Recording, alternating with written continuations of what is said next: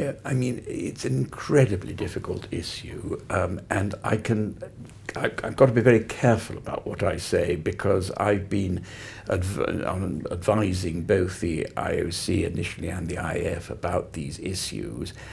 And as you say, there is a tension here. I mean, the hyperandrogenism regulations were those that came out of the recommendations of a body which involved a whole range of persons from the so-called intersex community, I'll call ordinary athletes, I mean athletes who reflected a binary division of the sexes, ethicists, medical people, lawyers, myself, and so on and so forth. And they came up with this hyperandrogenism levels that they thought was the fairest balance they could achieve. Now, the CAS panel took a different view, although they suspended the operation. They thought just bring more evidence, and that's the exercise which is now being carried out.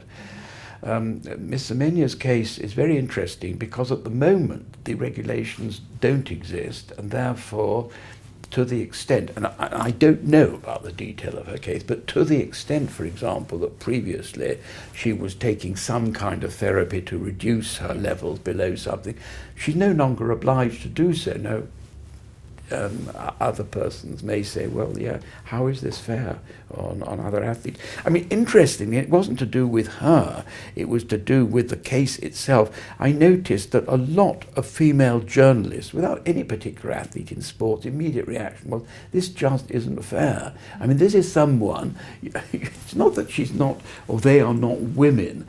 The question is something different. Should they be able to compete as women in a sporting contest which got a binary divide? So you're not, as it were, casting doubt on their femininity, you're simply setting some kind of levels in order to have an equal, a level playing field. But what the solution will be, I'm not in a position to say.